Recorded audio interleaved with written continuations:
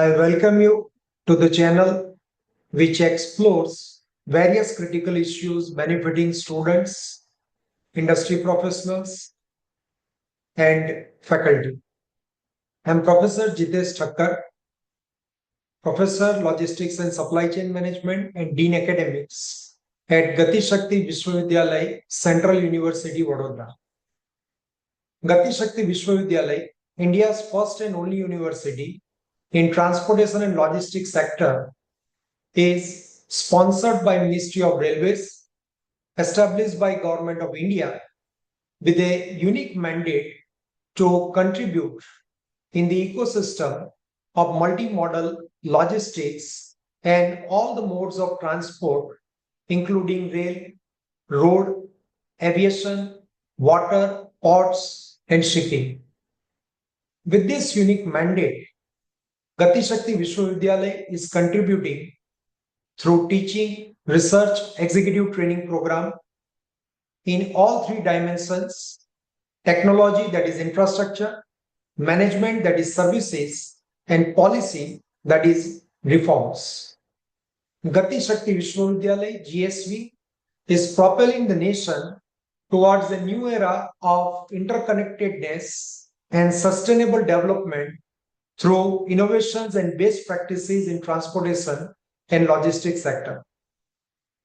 Faculty development is a multifaceted agenda which requires grooming on various dimensions within the broader domain of teaching, research, and administration.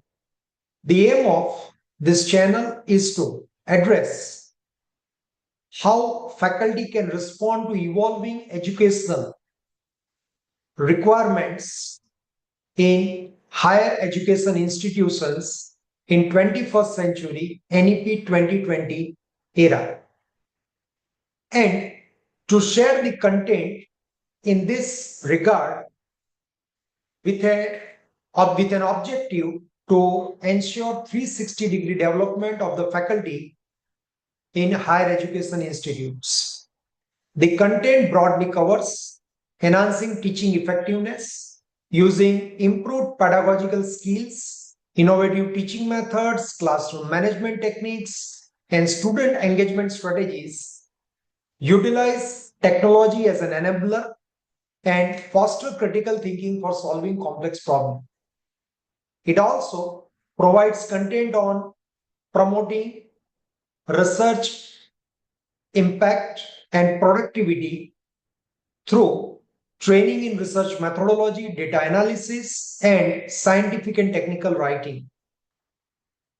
The third objective of faculty development, which this channel addresses, is to develop the leadership skill to take on administration roles and contribute to the institutional governance. This channel explores critical dimension of faculty development, of enhancing the capability and quality of most important stakeholder and the entity in higher education institution, and that is faculty. This particular video exchanges the views on most critical topic across business schools, management schools, policy schools, law schools, and that is, what is the difference between case research, case development, and case teaching. These are three important dimensions when we talk about the case-based method, and how do we differentiate it, and what is the scientific guidelines available for each one of these three important elements. Let's look at the broader context of case-based method. So typically, case-based approach, we also call it as a case-based method, is pioneered by Harvard University. Primarily, it is Harvard Business School, and followed by majority of the business school across the world to help the students and executives experience the complexity involved in decision making for real world problems. So the real world's problems are highly complex. They have complex archetypes, feedback mechanism, interconnectedness of various elements within organization, outside the organizations. Many factors are influencing the decision, and many a times it's absolutely not possible to make the sound decisions which has very long-term impact on the businesses through linear thinking. So the case method really helps in this regard, shaping the minds of the future executives, or even helping the executives to be more critical about their decision making. So first element of case-based method or its objective is to focus on real world problems. So the foundation of this approach is the use of case studies, and typically these case studies helps to develop a greater introspection, wisdom, and a holistic insight by connecting various within organization and outside organization elements. For example, the productivity in organization might be affected because of moral of the employee, because of the state of the technology, because of HR policies, because of the nature of decision or hierarchy organization structure, and it also has an influence of the macro factors which are outside the organization, like political influences, policies, government interventions, happenings in the international trade and market, and so on. How do we connect all these elements in a 360-degree manner and take the holistic decision? The second important feature of case method is problem solving emphasis. So here we try to enter into the dialogue, thesis and antithesis, and try to emerge with a kind of a reasonable, more practically sounding problem solving approach, which can lead to a sustainable and more appealing solution to the real world problem. The third one is the active learning. So many times when we engage the students in problem solving or maybe some other kind of exercises, it becomes a passive learning. But in case-based method, we are evolving the decision. We are interacting. Faculty is a facilitator, and the participants, students or executive, they actively engage themselves in evolving the decision for the real life situation prescribed in the case. Let us look at how this approach works. So there is continuous engagement of individual. So first important element is the individual engagement, individual preparation, and student must have at least 2 to 3 pre-reads of the case before they come to the class and analyze the assigned case in as much detail as possible. So when they come to class, they come for a discussion, they come for sharing the insights, they come for cross argument, they come for, say, brainstorming and trying to figure out what kind of scenarios they can examine and the possible solutions they can propose. The second is small group discussion.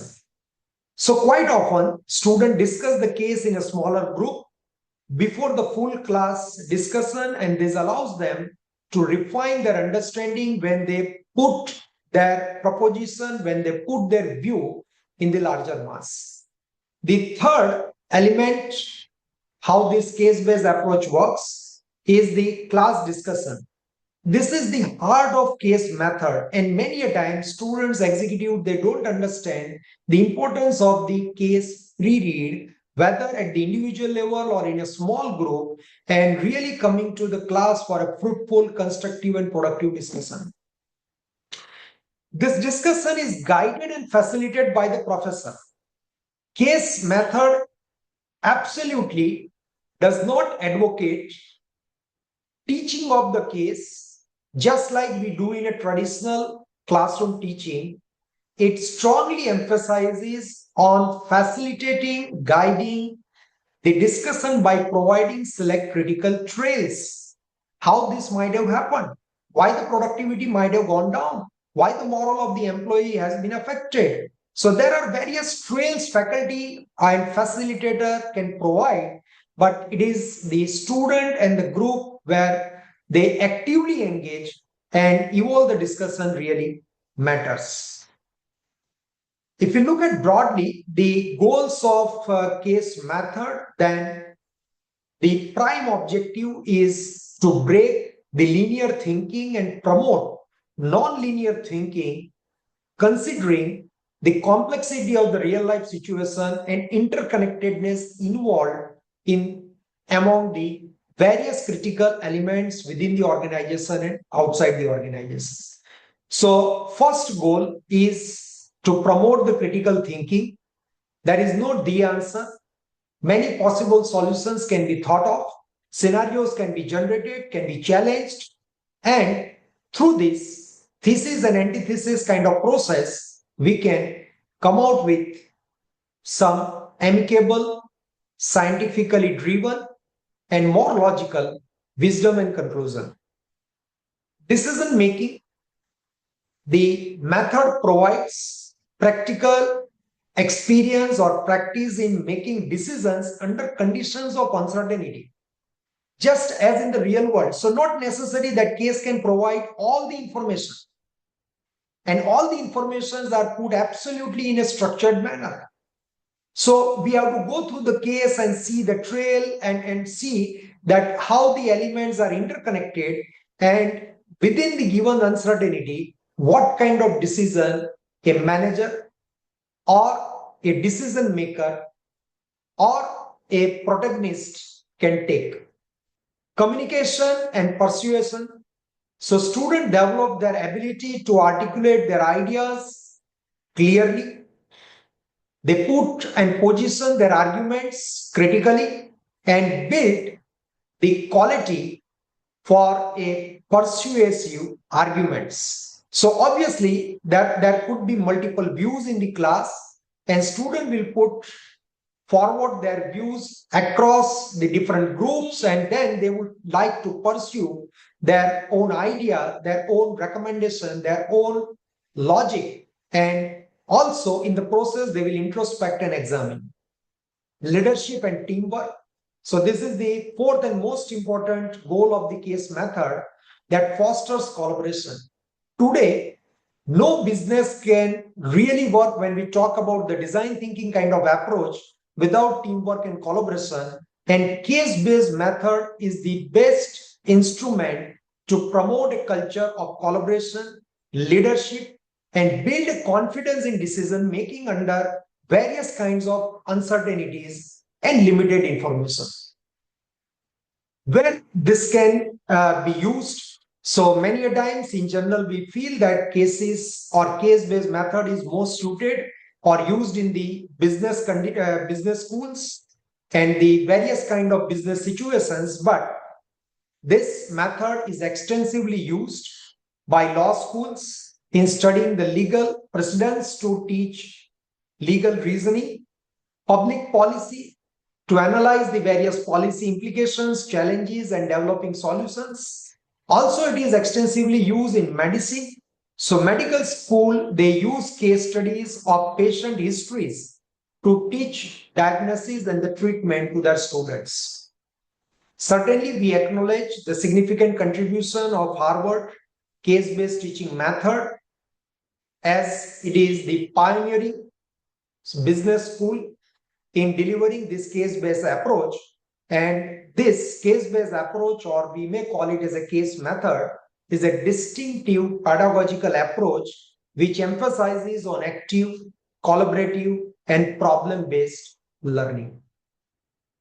Now, let us quickly look at the core components of case-based teaching before we get into understanding the difference between case research, case development, and case teaching.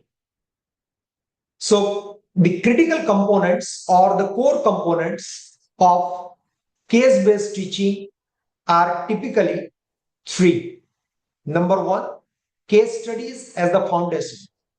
So there is a detailed narratives, and it is meant that these are not just dry facts but engaging stories based on real world situations faced by businesses, organizations, or individuals.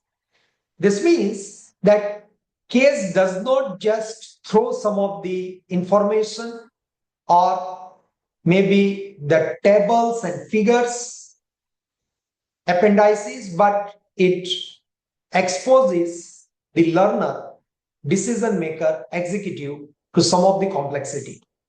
The second leading to this is obviously complexity and ambiguity.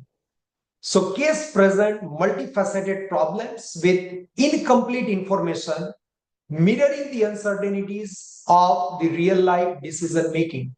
So in a way, we are trying to mimic the real life situation and trying to see that where do we stand. And suppose I am a decision maker in this situation, suppose the productivity of my organization is going down, or I am losing the business, or I am losing the market share, then what kind of actions I may trigger.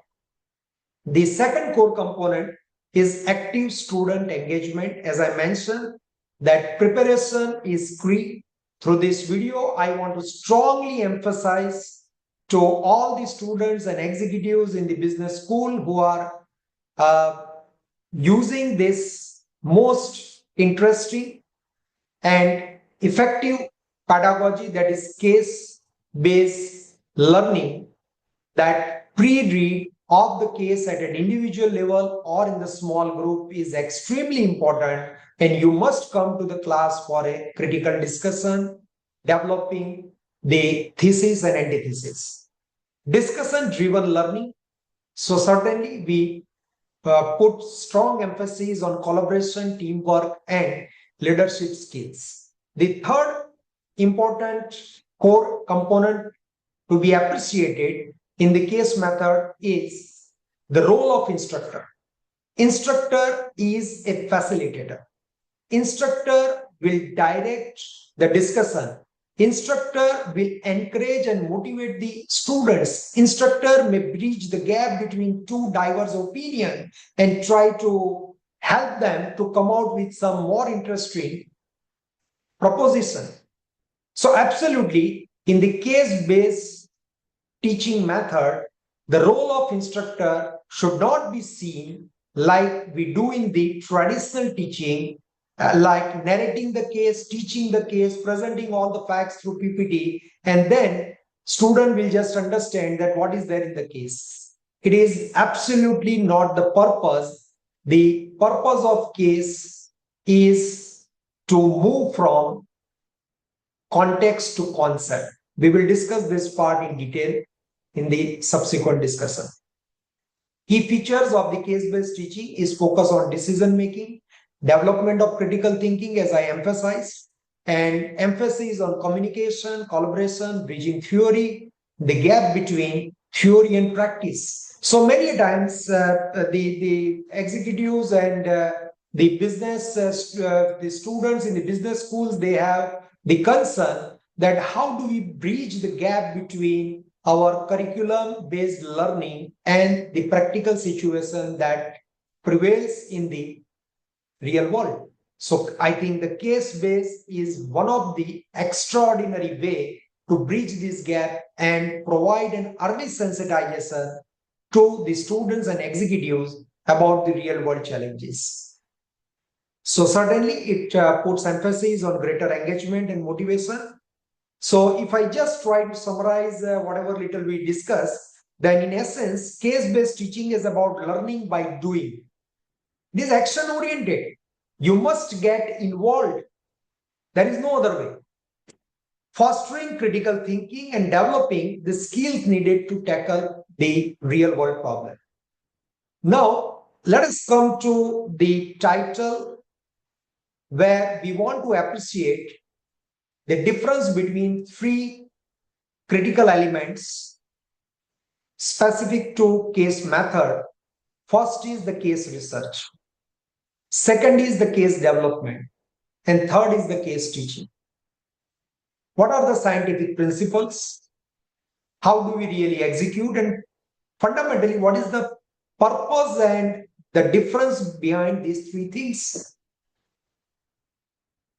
Many a time we just use the cases and we don't understand that these cases are written. Many a times we accept some of the theories. We don't understand that these theories in research are the outcomes of examining some of the cases, real world cases.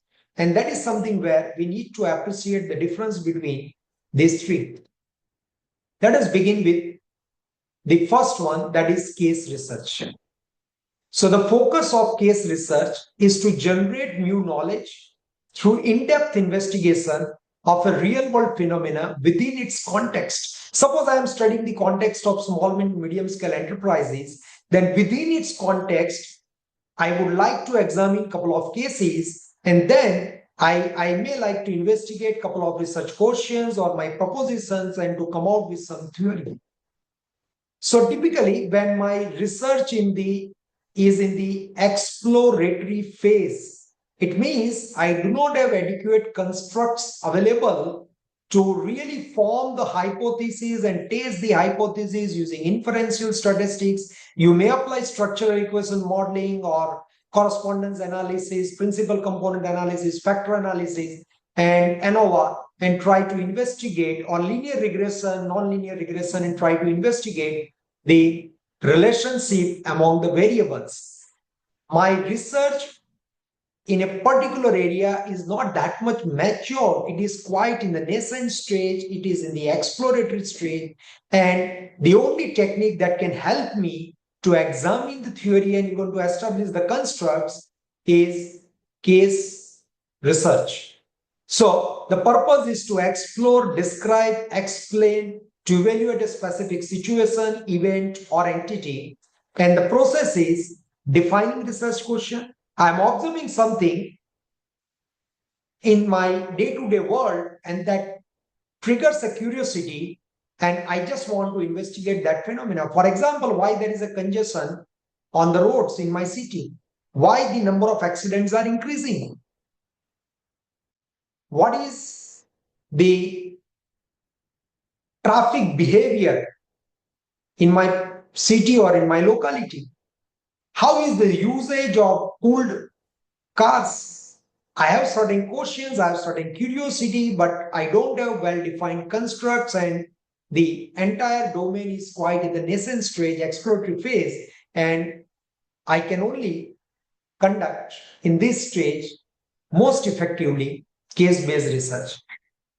So I will define the research question, then collect the necessary data through interviews, documents, observation, analyze the data for the patterns, themes, insights, and then I would like to draw the conclusions, or I would like to answer my research questions or address my research propositions. And then it can lead to some theory for that context.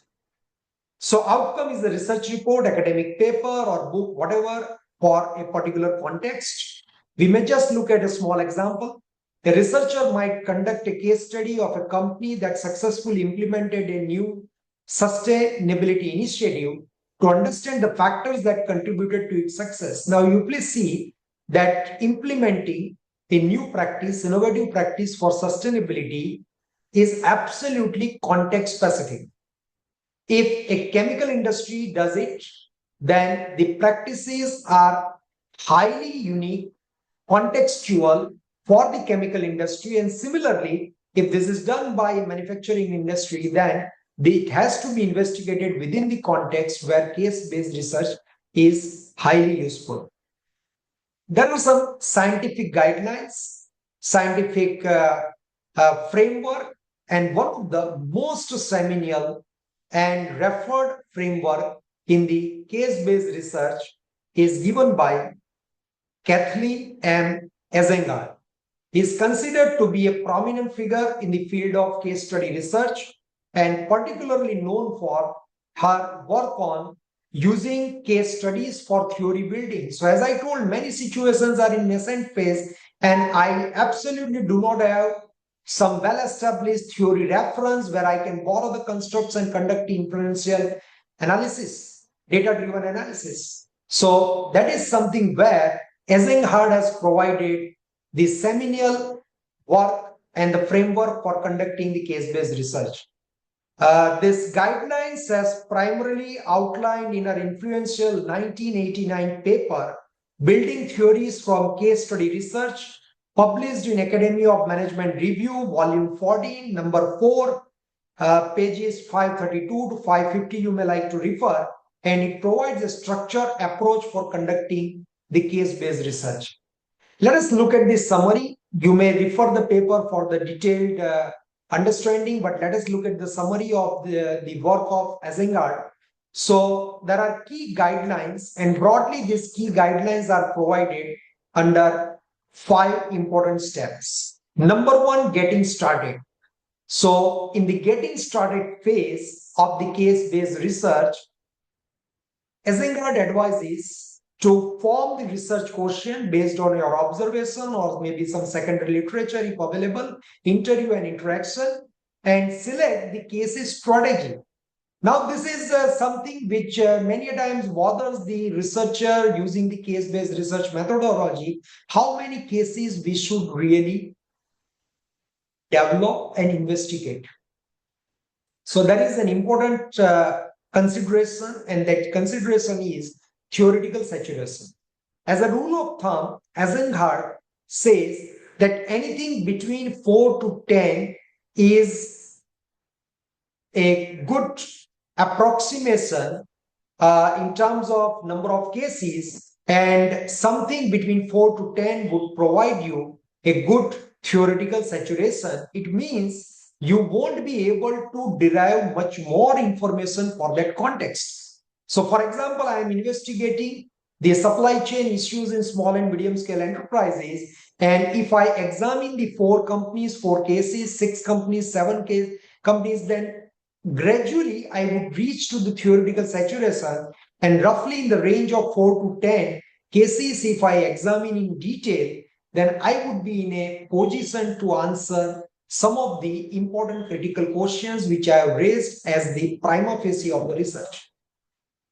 The second step is emerging and entering into the field. So craft instruments and protocol, develop data collection, instruments, how would you collect the data through interviews, protocols, even your observation checklist, and establish clear procedures for data collection so that there is no question about the credibility and consistency and rigor of the data. Overlapping data collection and analysis.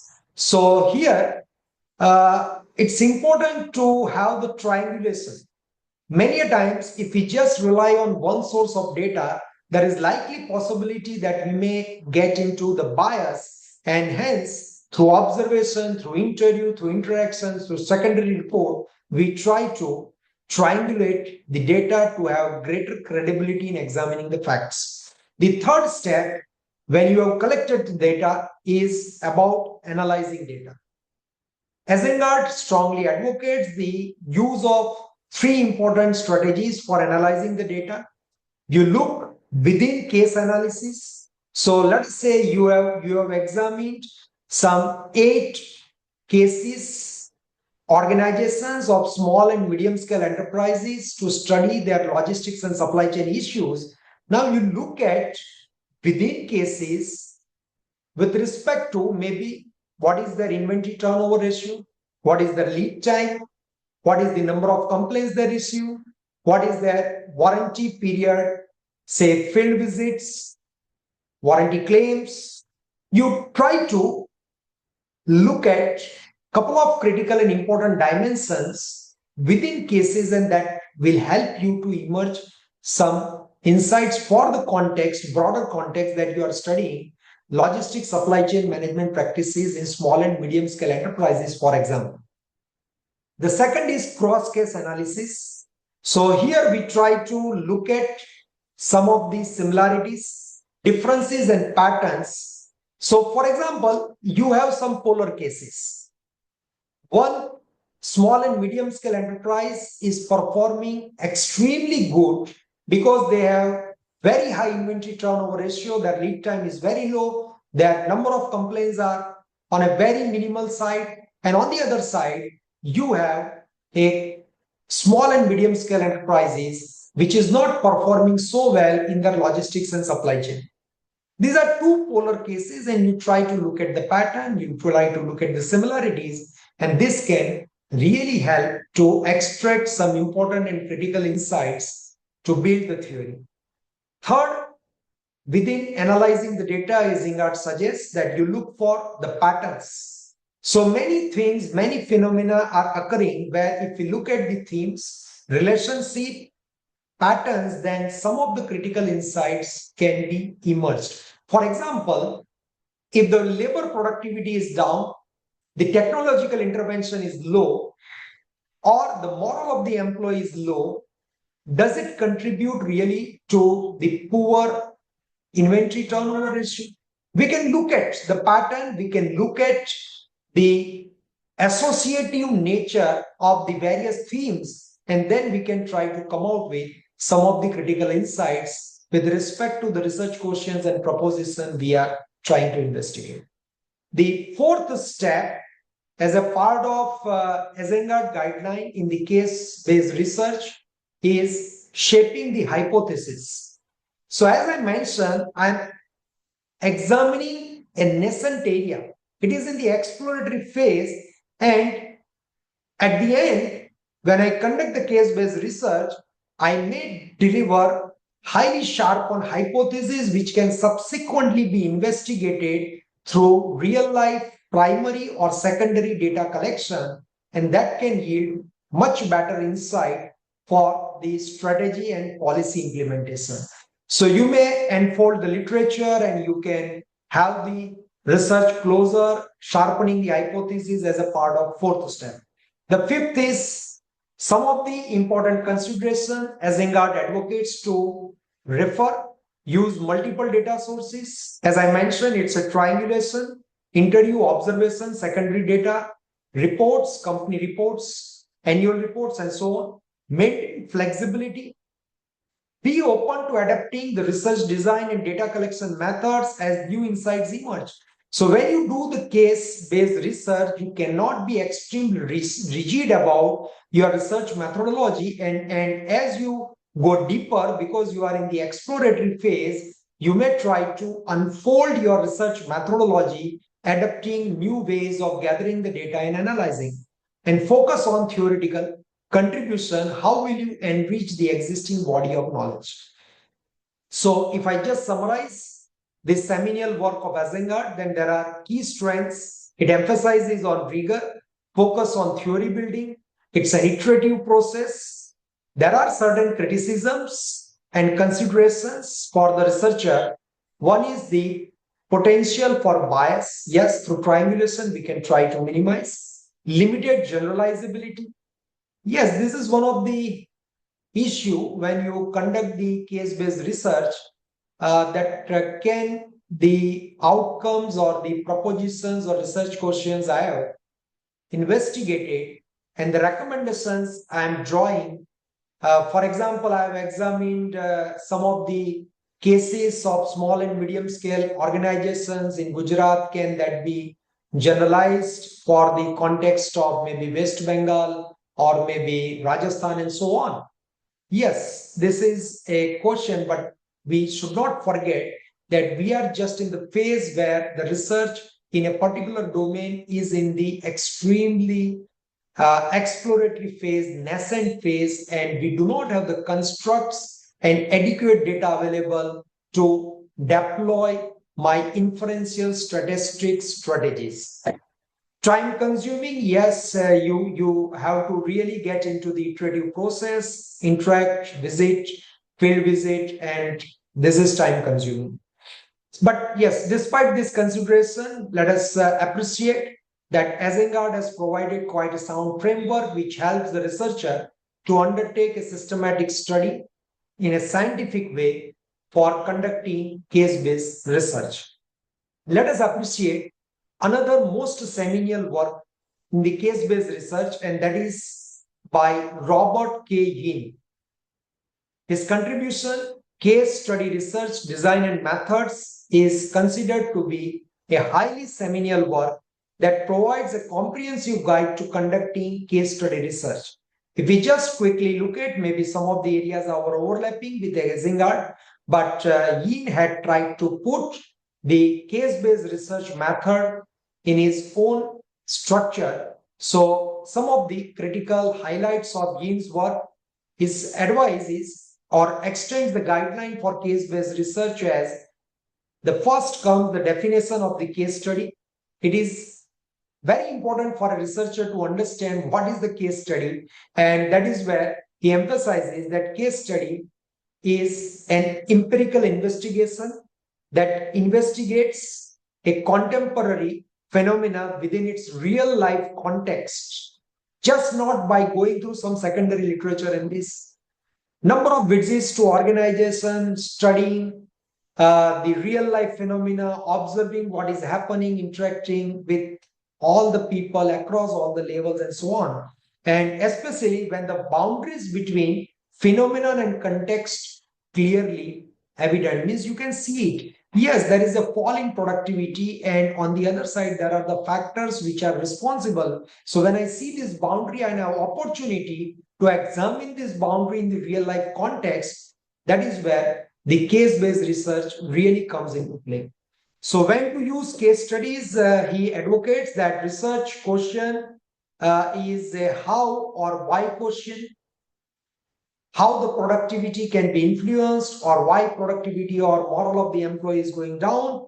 The researcher has little control over events because it is all evolving. Every day you are observing the phenomena and something new is happening. So I don't try to control the setting like I do in a typical laboratory experiment. I don't define the noise factor and controllable factor like we do in the design of experiment and then try to design our experiment in the controlled environment. So that is not applicable. I cannot do blocking like I apply in the design of experiment. So the focus is on contemporary phenomena and to study and investigate in its real life setting. Yin advocates that we must appreciate that there are three different types of case studies. One is the exploratory, which basically explores the phenomena and develop research questions. So here my outcome or deliverable is just the research questions based on the examination or observation of the real life phenomena. As I mentioned, I am observing every day there is a traffic jam or congestion. I'm trying to figure out or develop a question why there is a traffic congestion or jam in the city. Descriptive, to describe the phenomena in detail. I'm trying to describe, yes, these are the factors responsible for traffic congestion. And then I get into the second kind of case research, that is the descriptive, and third is explanatory, where I'm trying to investigate. Is it because traffic jam or congestion is because of lack of infrastructure, because of traffic behavior, or what else? And I'm trying to figure out the relationship among the variables. That is the third kind of case research, that is explanatory. You can choose the case study design, single case design, where you just get involved in the detailed study of the single case, and single case itself can provide you enough insight to investigate your question when the phenomena is studied for a long period of time. Or the second, as I mentioned, when we talked about the Eisenhardt format, that is the multiple case, you can choose anything between 4 to 10 or sometimes little more if you feel that the more insights are emerging, and that is the multiple case design. So another important guideline that Yin has provided is importance of rigor. So many a times case study research, because of its iterative nature and some of the biases of the observer or the researcher involved, it strongly emphasizes on ensuring the rigor. So there are important validity concerns. First is the construct validity, establishing correct operational measures. Second is the internal validity, establishing the causal relationship. Third is the external validity, determining whether the findings can be generalized to other contexts. And fourth is the reliability. So whether I studied a phenomena and can this really be repeated, replicated for some other context or not. So there are broader steps provided by the GAIN for the case study research. So as I mentioned, first is defining of the case study. So define the research question, select the cases, determine the case study design, and as I mentioned, single case to multiple case, try to look at the theoretical saturation and develop a case study protocol, how the data will be collected, what way data will be analyzed, what are the instruments you will use, how will you make the field visits, procedures, and so on. Second is conducting the case study. So collecting the data, documents, archival records, interviews, direct observations, participation, observation, physical artifacts, and so on. And you can establish the chain of evidences. The third guideline is analyzing case study evidences. So there are certain overlapping things between Yin and the Eisenhardt. So it may be through pattern matching, it may be through explaining the building blocks, or it may be time series analysis, logic models, or it can be cross-case analysis. Interpret findings and draw conclusions, and finally, report the case study. So you decide the structure of the case study report, how will it be organized, present the finding, and discuss the implications. So yes, there are important contributions of the Yane's work for the case study research. For all the researchers who are exploring a very nascent area, which is in the exploratory phase, and typically in terms of designing, conducting, analyzing, and reporting case studies, this is a highly seminal and critical important contribution in the domain of case research. You may like to refer my one of the research papers titled Supply Chain Issues in Indian Manufacturing SMEs, Insights from 6 Case Studies. We have adopted case-based approach. We deployed the guidelines and framework given by Eisenhardt and Yin and investigated some of the research questions. So this paper basically demonstrates the application of case research principles for the development of theory. The paper was published in year 2012 in Journal of Manufacturing Technology and Management, volume 23, issue 5, pages 634 to 665, you may like to refer. And the paper was co-authored by Professor Arun Kanda and Professor S.D. Deshmukh, IIT Delhi. So we have talked about the broader context of case-based method delivered by and pioneered and delivered by Harvard Business School and followed by many business schools, policy schools, law schools across the world. That was the prima facie of this talk. Then we started with the first element of our today's talk title, that is the case research. We have referred the important guidelines and principles and importance of case research, specifically narrated in the seminal work of Eisenhardt and Yin. Now, let us get into the second element of the talk, and that is the case development. Sometimes we also call case writing.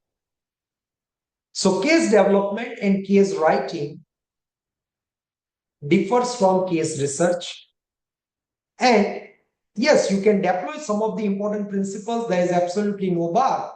But case development and writing is with a specific purpose. The purpose of case development and writing is not to investigate the propositions or research questions and answer those questions in detail.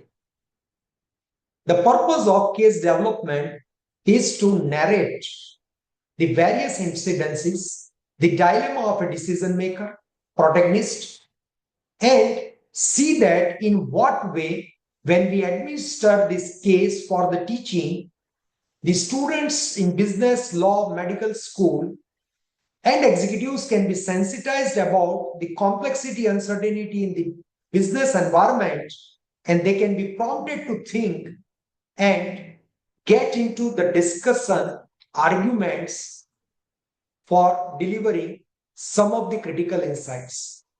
So the focus is to develop a case which can be administered, used for teaching and training.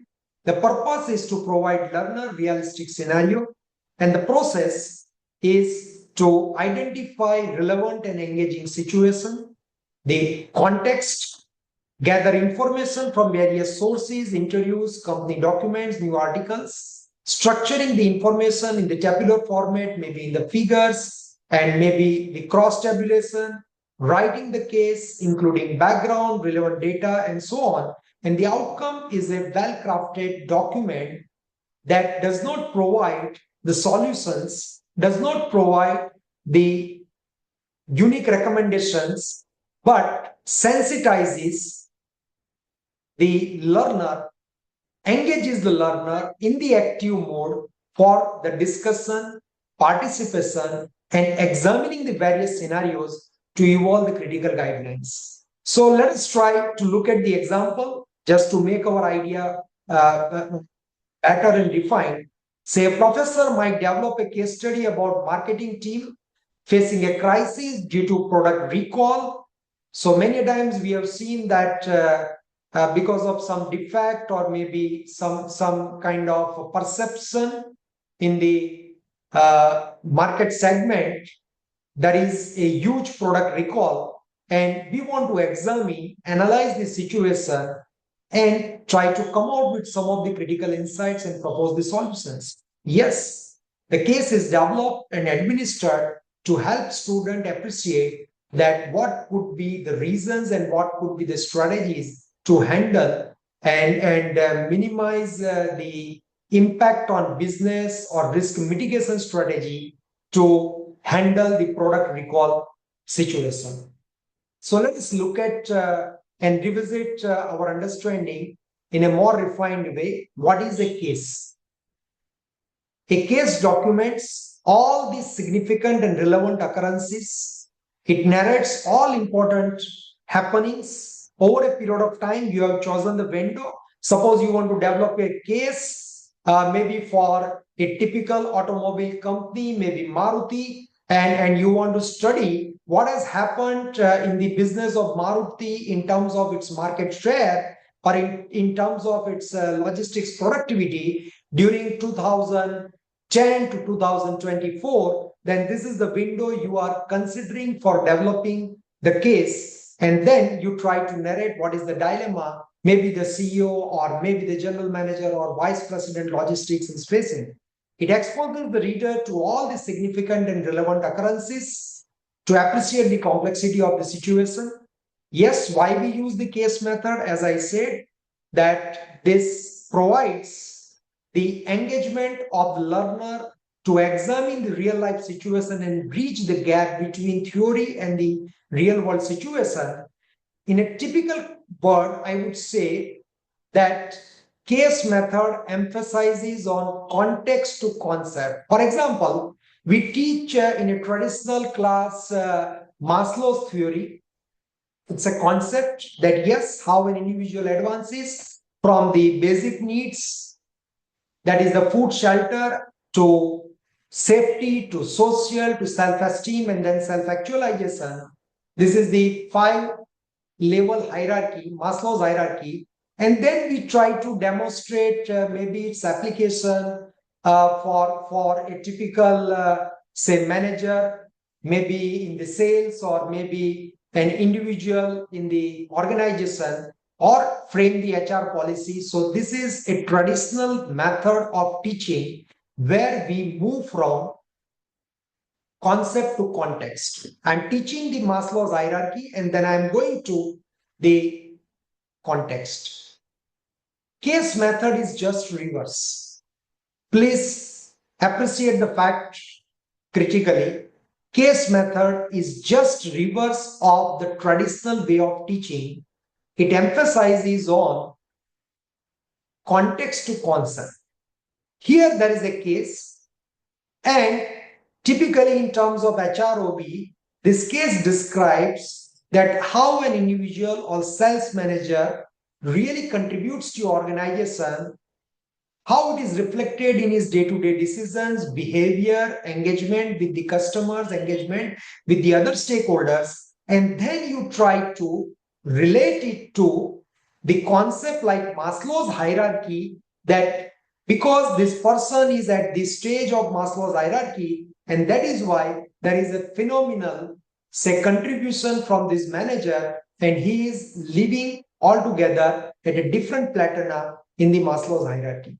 So once again, I am repeating that case method is just reverse of traditional way of teaching. It is context to concept, and hence teaching a case like concept, going through the PPT and reporting the facts narrated in the case is an ultimate blunder. And many a times faculty, they are forced to do this because students, executives, learners do not come to class with adequate 2 to 3 pre-reads, and they are not ready for the discussion. So we can just look into a couple of more facets of case development or case writing, how to identify and develop a case lead. So you may look at, when you are writing the case, you can look at some of the significant event that has led to managerial implications, change in the policy, or technological interventions company has brought in. What is the problem from the stakeholders' perspective or decision makers' perspective? Why it is important to address this problem? Why am I focusing on the technological intervention for the productivity improvement? Can I not focus on the HR policy? So yes, that is the critical lead I can use to develop the case in the proper, say, boundary.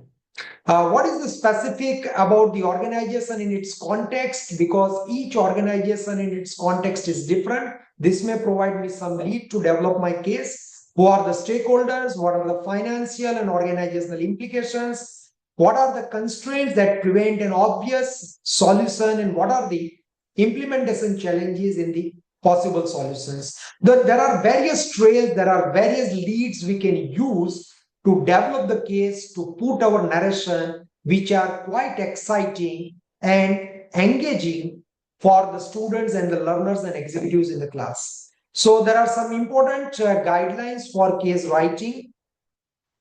A case considers an important event as final milestone and documents all significant cornerstones or the occurrences before this. So you have chosen the window, let us say 2024. You try to report everything from 2010, if that is the period you are starting, or something has happened big in 2010, you choose that as the starting point and try to narrate whatever up to 2024 to make your case as interesting as possible. So the start of case is very important, and you have to emphasize on the dilemma faced by the decision maker. So for example, the production manager is extremely concerned about the falling productivity, and he is looking for maybe some ERP solution or technological intervention. Then you position the dilemma of a protagonist, a decision maker, very clearly right at the beginning, so it sensitizes the audience, learners, executives, that they should see themselves in which role. So when I'm engaging myself as a learner in the case discussion, I will catch the spirit of decision maker's dilemma, protagonist dilemma, and try to see myself in his position. And if I am there to execute this decision, then what would I have thought or reacted to the situation? So that is something where you have to put your fit into the shoe of the decision maker and his or her dilemma. Case must be written from the perspective of the decision maker. What are the steps he has taken? What are the decisions? What are the dilemma, and so on. It's always preferred that not to confuse the learner, you define your various outcomes in the chronological order. so that a natural trail can be revealed. It must be multidimensional within organization, outside organization, the factors affecting, including people, process, and planet. So all the important elements and politics, all the important elements affecting the case should be appropriately jailed while writing the case. It should be open-ended and should not lead to like case research, any conclusion or verification of the facts. That should be the scenario building and analysis should be left to the learner to really create an excitement in the class. The purpose of case is not to deliver a specific solution like research paper, like maybe the case research method as proposed by Ying and Eisenhardt to investigate some of the research questions and draw the recommendations. Here, let it be open-ended and we are exposing the learners, students, executives to the various dilemmas, confusions, critical situations faced by the decision maker protagonist and let them see themselves in his or her position and evaluate, examine the various scenarios. You can, yes, include the various exhibits to help, and there is a caution, use past tense to make your case more appealing, and so on. So you can also develop a teaching note which can help the faculty to execute and administer the case in a proper fashion and lead the discussion. And that can include the abstract of the case, question for analysis, and answer of the questions, and so on. You can provide even the epilogue that is optional and what has happened after the case. Suppose you have studied a particular organization or case for a period of 2010 to 2020. You need not to really provide in the teaching note what has happened after that, but sometimes yes, to make it more interesting and just to retrospect that what decisions we have taken and what is its impact that business has realized. This can even be provided epilogue, but it is optional. So here I would like to acknowledge the contributions and inputs of Professor G. Raghuram and Professor Rekha Jain of IIM Ahmedabad in the preparation of some of the critical guidelines on case development and case writing.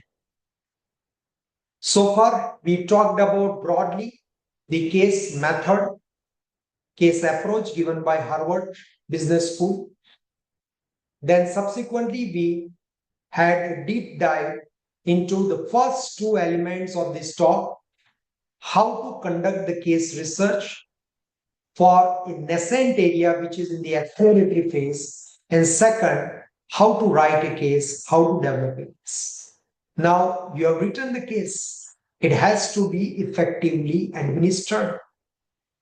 We must engage the learner in the active mode to see that they can extract maximum in terms of learning, in terms of realizing the real life situation when the case is administered, run in the class. So the third important component in the case method is case teaching, how to administer the case in the class, how to carry out the case-based teaching. I hope this would be quite interesting to many faculty in the business school. Let us look at it. So the focus of case teaching is to examine the various facts reported in the case and use this case as a pedagogical tool to make the learning more real and effective in the class. Engage in active learning. The process is very simple. Assign the case study to learner for individual preparation, pre-read, maybe individually or in a small group, at least few days before you wish to administer the case in the class. Give learner adequate time for reading, for digesting the context of the case, the various uncertainties, dilemmas presented in the case. The second is facilitating class discussion. You as a faculty in the business school, policy school, or law school or medical school, when you are administering the case, you are a facilitator. You need not to speak for maybe 70% time or 80% time. Then if you are doing so, you are just going towards a traditional mode of teaching, and it is not case based teaching absolutely. So you are facilitating the class, you are trying to help them to reveal the trail and posing the strong questions, cold poses, and put them into a positive pressure of thinking and learning. Guiding learners to identify key issues, patterns, and develop solutions, and drawing connections between case and relevant theories. They should come out that yes, this is the phenomena we have observed, and it is related to maybe the Ken Blanchard's leadership taxonomy, or maybe the Maslow's theory, or maybe the Kraljich's procurement framework in logistics, and so on. So the outcome is active learning, enhanced learning, and engagement. Typically, if you look at the example, then a business school professor uses the case about a failed manager or merger rather to teach students about the importance of due diligence and strategic fit. Why the merger has failed? Let us say two shoe manufacturing companies, there is a merger, and this merger is expected to create a significantly high market value for the company, and it has happened reverse. Is it because cultural differences? Is it because differences in the organizational structure? Is it because the differences in the decision making process or technological mismatch? So there are various reasons, and that can be examined. So if we just summarize, then key differences among this three is case research, case development, and case teaching are very clear. The primary purpose of case research is to generate the recommendation. The primary purpose of case development is to create a teaching tool for as a pedagogical tool to sensitize the learner, and case teaching is to facilitate the learner, engage them in the active learning. The focus of case research is investigation and analysis because I want to examine some of the research questions, propositions. The focus of case development is to write and put the facts and happenings and dilemmas in a structured manner, and case teaching is to initiate the discussion and analysis on interesting phenomena. If we just conclude and summarize our discussion, which has covered the most important pedagogical tool, that is the case method, case approach, and subsequently talked about in detail the scientific principles which differentiates case research, case development, and case teaching. Then there are key principles and best benchmark practices for the case teaching. First is the instructor as the conductor, facilitator. He is not a lecturer. It is a question driven, creating learning environment. Second, emphasis on preparation. Pre-preparation is must, and must. Third, the cold call. This is something considered as the hallmark of HBS, Harvard Business School. And the cold call involves the instructor calling on a student who has not volunteered to begin the discussion. They are not ready to engage. You just challenge their silence and ask, what do you think if you are in the position of a plant manager and you have to really take certain corrective actions about the productivity improvement? Ask a blunt and cold question to break the silence. Purpose of use is again the part of cold call. Many times discussion may get drifted into undesired, say, directions, and then you have to use the purposeful use, and broader participation, encouragement are the strategies. The fourth important point on case teaching as a part of summary, focus on debate and analysis. Do not discourage brainstorming, new ideas emerging. Encourage the discussion, which is a central part of the case-based teaching, and emphasize on critical thinking. Ask critical questions as a facilitator to trigger and prompt some of the critical insights in the mind of a learner. And fifth, last one is looking into some of the most important and key elements of effective case teaching, which are advocated by Harvard Business School. Clear learning objectives for all the learners, real world relevance, focus on decision making, and fourth, integration of theory and practice. Thank you for your patience in understanding the case method and key differences between case research, case development, and case teaching.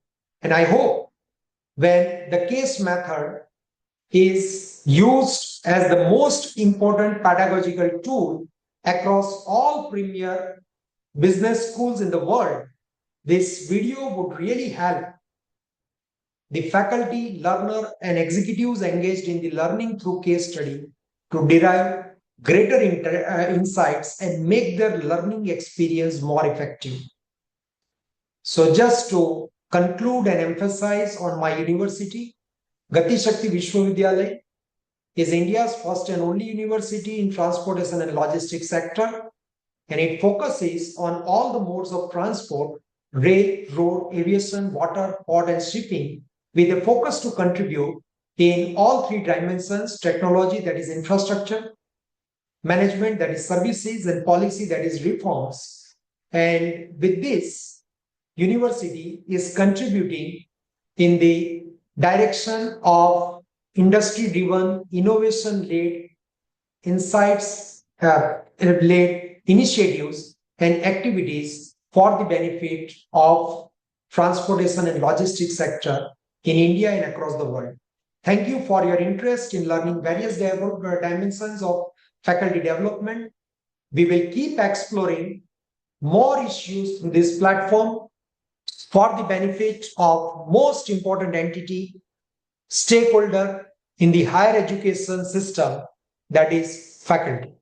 Thank you very much.